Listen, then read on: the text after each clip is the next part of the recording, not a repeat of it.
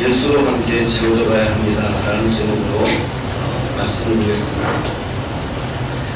아까 그런 208장 내주의 나라와 이 찬양을 부를 때마다 좀 생각나는 분이 있는데, 제가 부산에서 교육전도사를 있을 때 우리 목사님이 이 노래를 참 불렀어요. 제가 석사였죠. 그런데 그 교회가 이 안수 집사님이 건축을 하는 분이었는데, 이분이 이제 온 교회 교인들이 교회를 짓겠다고 이제 작정을 하고 시작을 했어요.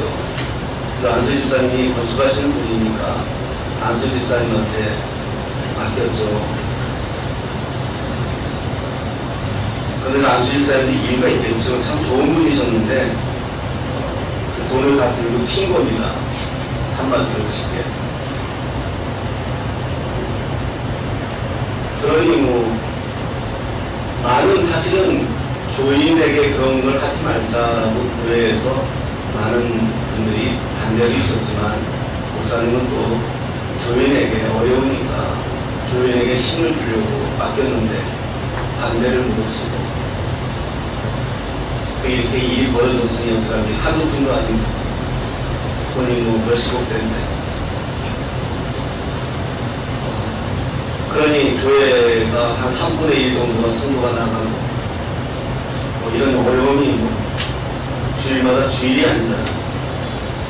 그래서 제가 그때 알았어요. 주일이 잘못되면 주일을 하게 된다고. 교육자, 목사님이랑 나나 둘이 교육자 둘이 있었는데 주일만 되면 두려운 거예요. 성도들이 따지고. 세례교 나가면 늘 목사님이 기도 시간에 이 찬양을 혼자서 불렀어요. 예, 시온성과 같은 교회, 그의 문안과 하나가.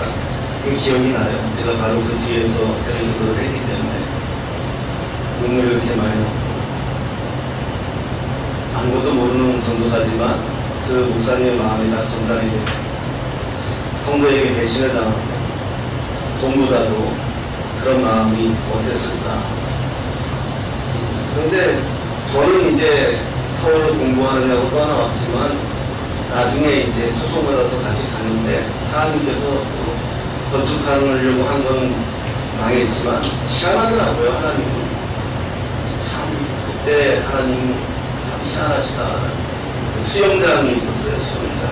부산에 엄궁이라는 지역이 있는데 수영장인데 그걸 우리 교회 장로님도 아닌데 다른 교회 장로님인데 우리 목사님에게 그걸 교회로 내놨어요. 내는 게 쓰라고 준 게 아니라 아예 교회로 드린 거예요. 선물한 거예요. 그게 몇십억 되냐. 그래가지고 가보면은 아는 사람만 알아요. 아, 이게 수영장이었구나.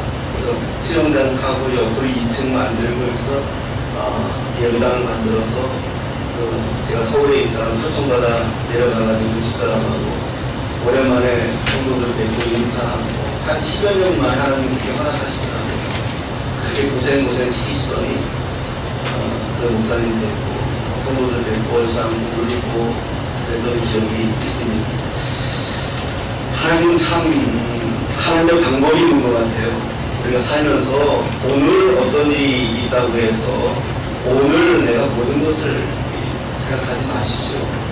하나님은 어떤 영화에 그런 말 있잖아요. 너는 참 다 계획이 있구나 하는 것처럼 하나님은 계획이 있구나. 우리는 거룩한 주일을 맞아 하나님께 예배합니다. 예배드리는 모습은 전 세계 어디나 비슷할 것입니다. 하지만 예배드리는 사람들의 마음은 저마다 다를 것입니다. 북한교회에서, 지하교회에서 지금 이 시간 아니면 한밤중에 몰래 예배드리는 분들의 예배드리는 마음과 우리의 마음은 다를 것입니다. 중동 지역에서 종교경찰들의 눈을 피해서, 중동은 종교경찰들이 무서워요. 사우디 같은 나라는 일반 경찰들은 남의 나라 사람들 데려다 쓰지만은 이 종교경찰들은 그 미세가 대단해요.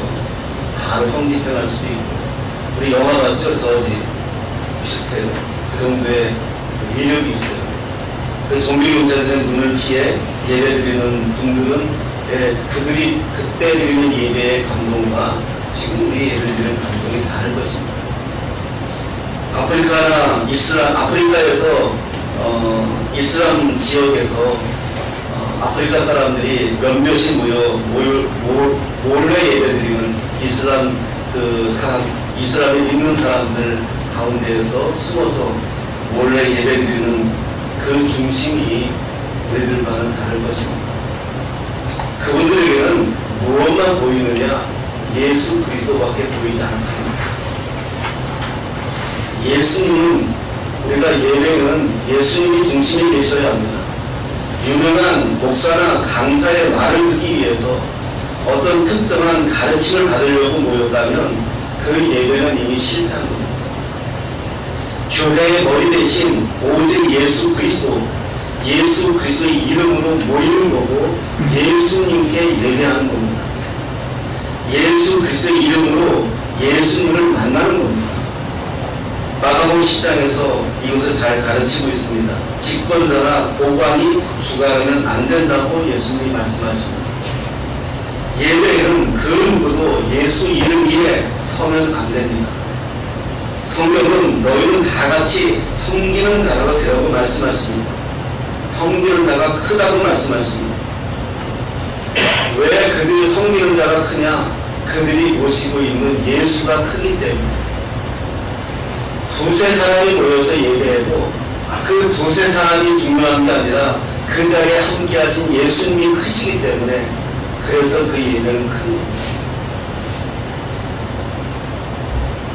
그 두세 사람이 하나님께 헌신되어 있다면 예수님이 주인 되는 예배 속에서 예수님을 인격적으로 영접하고 그분을 위해 살겠다고 작정하는 두세 사람이 모여 예배한다면 그거는 수천의 예배보다 훨씬 영향력이 큽니다. 예수님을 인격적으로 영접해서 그분이 지금 나와 함께 한다고 확신을 갖고 예배하는 사람들은 예배의 자세가 다릅니다. 이 두세 사람이 예수님과 하나로 연합이 되면 상상할 수 없는 역사가 일어납니다. 이게 기독교 역사입니다. 요한복음 17장에서 제자들에게 예수님이 부탁합니다. 하나가 되라는 겁니다. 물론 그렇다고 모든 삶과 생활이 하나가 되라는 말이 아닙니다. 예수님으로 하나 되어야 한다는 것입니다. 오늘 말씀 제목이 예수와 함께 지어져 가느니라 이렇게 말씀합니다. 요즘 우리 건축하시는 집사님도 계시지만 아파트들이 철근을 제대로 철배로 넣지 않아서 문제가 지금 우리 국가 이슈이지 않습니까? 건축은 설계대로 만들어져야 합니다. 이것은 교회도 마찬가지고 저와 여러분들도 마찬가지입니다. 오늘 성경은 여러분들이 예수 안에 지어져 가야 한다. 이걸 말씀하는 겁니다. 많은 사람들이 교회 안에 들어오면 예수 믿는 줄 압니다. 맞습니다. 예수를 믿으면 됩니다. 하지만 성경은 함께 지어져 가야 한다고 말씀합니다. 사람들이 교회 건물 안에 들어오면 교회가 마치 구약의 노아의 방주처럼 다 지켜줄 것처럼 생각합니다. 아닙니다. 들어온 것은 시작입니다. 지어져야 합니다. 그럼 사도행전은 교회의 시작을 알리는 성경입니다. 교회가 어떻게 생겨났고 교회가 어떻게 이 세상에서 감당해야 할지를 가르치는 교과서가 사도행전입니다. 그런데 사도행전을 보면 교회를 건물로 지었다는 기록이 없습니다. 솔로몬 행각에서 모여 예배했고 당시 두란노 서원에서 모여 예배했고 그리고 당시 성전이 존재했는데 그곳에서 예배했습니다. 하지만 그 성전은 예수님의 예언처럼 로마에 의해 곧 무너져버립니다. 교회 건물이 생겨난 것은 로마 황제 콘스탄틴 황제가 기독교를 국교로 세우고 이방 신전을 전부 교회로 바꿨습니다. 그래서 건물이 생겨난 거예요. 그전에는 교회가 건물이 없었어요. 성도들은 그동안 동굴이나 강가, 가정집에서 성도들 집에서 모여서 예배했습니다. 우리가 로마서, 데살로니가서, 고린도서 다 가정집입니다. 물론 그러면 성도의 숫자도 작았겠지요. 성도들이 많아지니까 교회 건물이 필요했겠지요. 이것을 부인하고 건물이 필요 없다고 말하는 게 아닙니다. 더 중요한 것을 말씀드리는 것입니다. 교회 건물이 아름답게 지어지기 전에 저와 여러분들이 예수를 지어져야 된다는 것입니다. 교회는 결국 어떤 장소가 아니라 사람들의 모임입니다. 양의 우리가 아니라 양의 무리입니다. 종교적인 건물이 아니라 믿는 자들의 모임입니다. 기도는 여러분의 교회입니다. 기도하는 장소가 교회가 될 수 없습니다. 여러분이 아무리 좋은 명품을 걸쳤어도 그것이 나를 대신할 수 없습니다. 더 이상 교회가 벽돌이나 대리석이 아닙니다. 바로 여러분들입니다. 제가 요즘 이런저런 일로 생각이 많았습니다. 그리고 하나님께 묻기 시작했습니다. 하나님, 아무래도 보이는 교회가 필요한 것 같습니다. 아직 제게는 역부족인 것 같습니다. 그런데 주님이 제게 주시는 마음이 이것입니다. 네가 교회다. 정은이가 교회고, 안진이가 교회고, 이경근이가 교회다. 네가 교회다. 영국이가 교회고, 미숙이가 교회고, 다 말하려니까 못 말하겠고, 노인이 한 분 더 있으니까 이영화가 교회야. 여러분들이 교회입니다. 얼마 전 한기수 집사 이사한 집에 가서 교회 명패를 붙이고 기도했습니다. 하나님, 여기가 교회입니다. 우리는 그렇게 교회 하나 개척한 겁니다. 여러분, 이거 개척교회예요.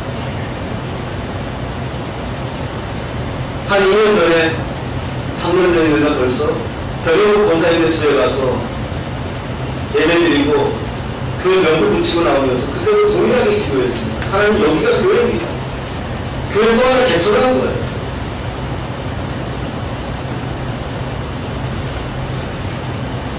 이렇게 교회가 세워져 가는 것입니다.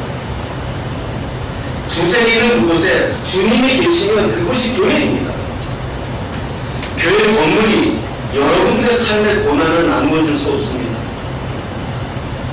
여러분들이 우리가 함께 할 때에 그 둘째 시작을 피워주는 우리입니다. 우리. 하늘에 계신 우리 아버지, 우리가 함께 고난을 헤쳐나가는 것이고, 우리가 함께 울어주는 것이고, 우리가 함께 기뻐하는 게 교회입니다. 우리는 이 세상에서 다양한 적들과 싸웁니다.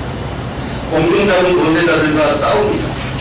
그래서 우리는 더 우리를 알아가야 합니다. 서로 힘을 세워주고 사랑을 주고 격려하고 함께 싸워주는 역할을 우리가 함께하는 것입니다. 그게 두셋입니다. 스테반 집사가 순교하기 직전에 이미 이 말씀을 했습니다. 사도행전 7장 48절 보면은요, 이렇게 말씀합니다. 199페이지인데요, 신약성경 48절부터 이렇게 말씀합니다. 주께서 이르시되 하늘은 나의 보좌요 땅은 나의 발등상이니 너희가 나를 위하여 무슨 집을 짓겠으니 나의 안식할 처소가 어디냐? 이 모든 것이 다 내 손으로 지은 것이 아니냐? 함과 같으니라. 하나님이 너희에게 무슨 집을 지어서 나를 거기에 안식하게 할 수 있겠느냐? 내가 안식할 수 있는 것은 어디다? 내 손으로 지은 것이 아니냐? 내 손으로 지은 게 누구입니까? 여러분입니다. 하나님이 안식하시는 곳은 여러분이에요. 교회가 아니라, 건물이 아니라 여러분이에요. 하나님은 오늘도 여러분 가운데에서 안식하고 계십니다. 이 말씀은 이미 이사야 성경에 기록된 말씀인데 스데반 집사가 인용해서 말했습니다. 이 말씀을 어디에서 했느냐 하면 성전 앞에서 했습니다. 이스라엘 사람들이 그렇게 자랑스럽게 여기는 성전 앞에서. 그러니 스데반 집사가 돌맞아 죽지 않겠습니까? 그들은 성전을 교회를 성전을 하나님이라고 여기는 사람들인데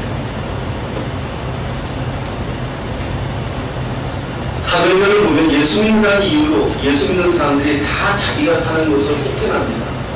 우리가 사도행전에 다 쫓겨난 역사잖아요. 그런데 쫓겨가서 그곳에서도 예수를 전합니다. 아니 자기가 살던 곳에서도 예수 믿는다는 이유로 예수 전한다는 이유로 쫓겨난 게 서울에서 인천으로 쫓겨난 게 아니라 저 일본 땅, 중국 땅 지긋지긋하지 않겠어요? 예수 믿는다는 이유로 하루아침에 터전을 잃고 쫓겨났는데 거기 가서도 집구석 하나 없으면서도 거기 가서도 예수를 전합니다. 무엇이 이들이 이렇게 할 수 있을까요? 하나님이 성령 삼은 분들이기 때문에 그렇습니다. 예수님이 교회가 머리가 되시다는 이 말씀은 단순한 교리가 아닙니다. 실제이며 현실입니다. 에베소서 1장 22절, 23절에 이렇게 말씀합니다. 또 만물을 그의 발 아래에 복종하게 하시고 그를 만물 위에 교회의 머리로 삼으셨느니라. 교회는 그의 몸이니 만물 안에서 만물을 충만하게 하시는 이의 충만한 이니라. 아멘. 예수님을 교회의 머리로 삼으셨다. 여러분 머리는 무엇입니까? 컨트롤 센터예요. 우리 삶의 전부를 컨트롤하는 것이 머리잖아요. 우리의 결정, 행동, 노력의 중심이 다 머리잖아요. 오늘 아침에 무엇을 입을까, 무엇을 마실까, 무엇을 먹을까 다 머리에서. 그런데 왜 머리가 예수냐 그렇게 말씀하느냐. 이제는 예수 그리스도로 컨트롤이 돼야 된다는 거예요. 무엇을 해도 예수님으로 컨트롤이 돼야 된다는 거예요. 가지 말라면 가지 마야 되는 거고 서지 말라면 서지 말아야 되고 앉지 말라면 앉지 말아야 되는 거예요.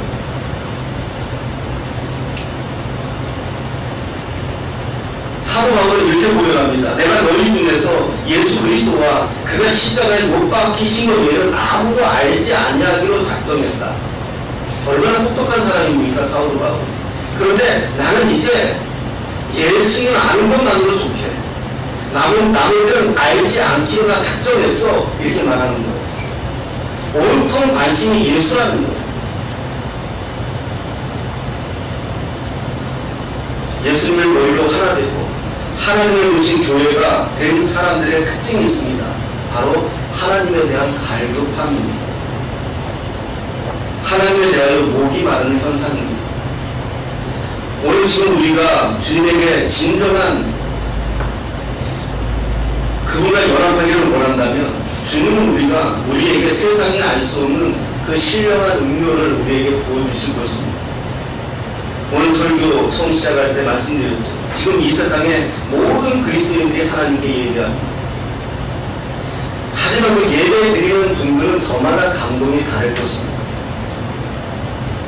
사람들은 그러죠. 여기에 저기에 하나님이 계시다고 말씀합니다. 특히 이단들이 그러죠. 아닙니다. 진심으로 주님을 갈급하고 주님 앞에 예배하는 여러분들과 함께 하십니다.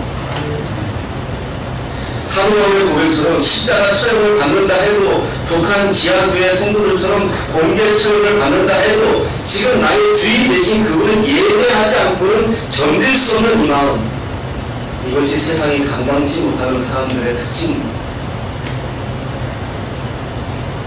언젠가 동영상에 이게 없어졌더라고요. 제가 제 캠프 때도 내가 다운받아 놨었는데 중동의 한 어린아이가 보는 앞에서 자기 아버지가 처형을 당합니다. 예수 믿는다는 이유로. 실제 동영상이에요. 그래서 죽여요. 그 어린아이가 자기 보는 앞에서 아버지가 죽는 걸 봐요. 그 아이가 어떻게 인생을 살까 걱정이 돼요. 근데 그 아이가 그게 나왔어요. 번역해서 이렇게 얘기해요. 하나님 아버지 앞에 가서 다 이럴 거야. 그냥 그렇게 얘기합니다. 그 아이 자기 아버지 죽인 저 사람을 하나님 아버지 앞에 가면 난 이럴 거야.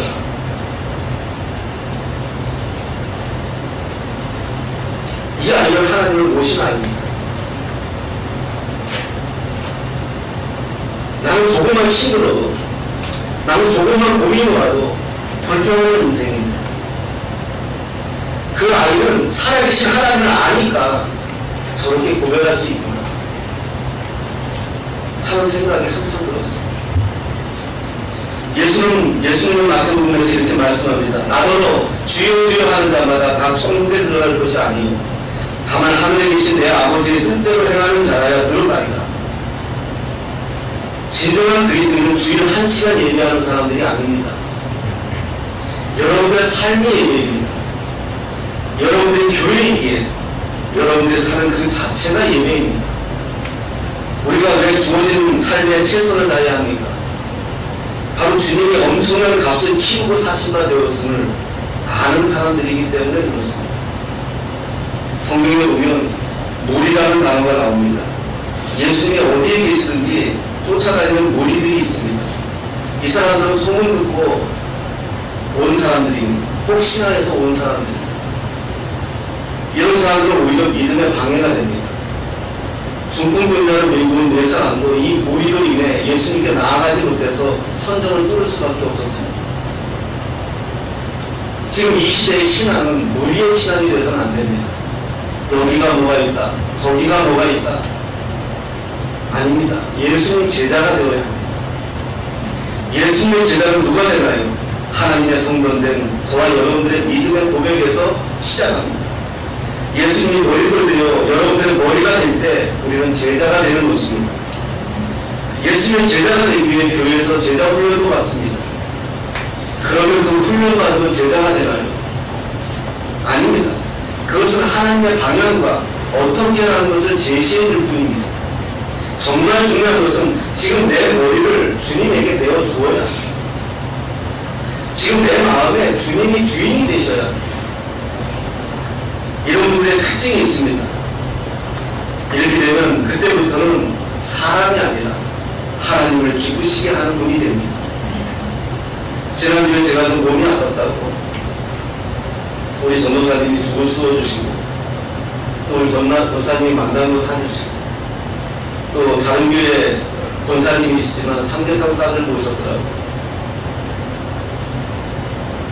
그리고 또 어떤 전도사님은 또 병원에 가서 영양제 맞으라고 그래서 2방 맞았어요.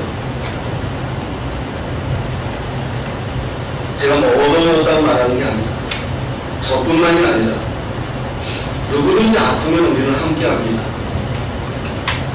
왜냐하면 하나님이 기뻐하신다는 것을 알기 때문에 그렇습니다. 우리는 하나님이 기뻐하신다는 것을 알기에 우리 시간도 하나님께 드립니다. 우리 물질도 하나님께 드립니다. 우리 몸도 하나님께 드려 봉사합니다.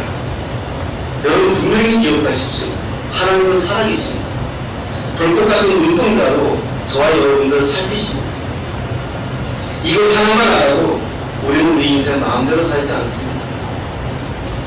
하나님을 기쁘시게 하는 자는 상 주시는 일을 믿는다. 이게 성경의 말씀입니다. 오늘 마지막으로 기억해야 할 것이 있습니다. 저와 여러분들의 통치는 바로 성령님이 하신다는 것입니다. 자, 기억하십시오. 교회는 바로 여러분들입니다. 왜냐하면 여러분들 안에 하나님이 계십니다. 여러분들 아니라고 말하는 것은 영어로 인입니다. 인. 내 마음들입니다. 마음들. 옛날에 그 학자들은 그 우리 안에 계신다더니 뭐 심장에 있다, 머리에 있다, 뭐 여러 가지 표현을 많이 했지만 우리 안에 있다는 것은 이 바운드입니다. 내 삶 안에 있다는 것, 내 삶 안에 계시다는 것. 그리고 예수님이 나의 머리가 된다는 것. 하나님은 내 삶의 바운드라는 계시고 예수님은 나의 머리가 되신다는 것. 그 성령께서 나를 통치하신다는 것. 그 통치는 강제로 행하게 하신 것이 아니라 영향력 안에 둔다는 게 아니에요. 우리는 이 땅에서 태어났지만 우리가 이 땅에서 태어난 것을 생일이라고 말합니다.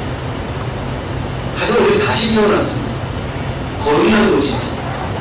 우리는 예수로 다시 태어났습니다. 이 땅에서 태어난 것은 부모님의 은혜에 태어났지만 다시 태어난 것은 하나님의 말씀으로 태어난 것입니다. 이웃이 사도행전 1장 8절 오직 성령이 너희에게 임하시니 이 말씀입니다. 제가 존경하는 토조 목사님이 이런 말씀을 했습니다. 이 시대 교회들은 조직에 있어서는 경제적으로는 기반이 잘 잡혀서 하나님이 필요하지 않은 것 같다 이렇게 말했습니다. 이 책을 읽으면서 한참을 묵상했습니다. 작으나 크나 다 같아요. 돌아가는 형편. 우리가 어떤 일을 할 때 무엇부터 고민하죠? 돈이 얼마나 들까? 사람은 있어야 됩니다. 이 책을 제가 읽다가 제가 이번 주 제 마음에 실타래가 풀린 거죠. 너 무엇 때문에 고민하냐? 정말 중요한 것은 하나님을 어떻게 하실까? 이거잖아요. 저 여러분의 인생에 하나님을 어떻게 하실까? 이게 중요한 거잖아요. 근데 우리는 지금 뭘 하겠다고, 그래, 이게 선한 목적이에요. 이게 좋은 일이에요. 그런데 지금 염려하는 게 뭐예요? 돈이 얼마 있어야 되는데, 사람이 어떻게 있어야 되는데. 더 중요한 것은 하나님을 어떻게 생각하실까?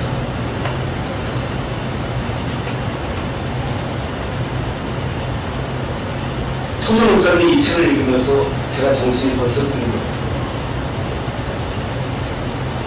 우리 지금 너무 평화롭게 살고 너무 여유롭게 사니까 하나님이 필요 없는 상태가 되어버렸어요. 그냥 하나님이 계신다니까 얘기하지 정말 그분이 지금 운영하시고 통치하시고 내 삶을 핸들링한다는 걸 몰라요. 지금 하나님은 찾으십니다. 어떤 사람들을 찾는가? 불가능을 가능케 하시는 분이 하나님께 있다고 믿는 사람들을 찾으십니다. 그래서 하나님께 영광 돌리겠다고 헌신하겠다고 하는 사람들, 오직 성령이 역사하셔야만 하나님의 일이 된다고 믿는 사람들, 그리고 아무리 작은 일이라도 이것은 하나님이 하셨다고 믿는 사람들, 하나님이 이런 사람들 중에서 일하신다는 것입니다. 이런 사람들이 저와 여러분들이 되시기를 진실로 예수님의 이름으로 축원합니다.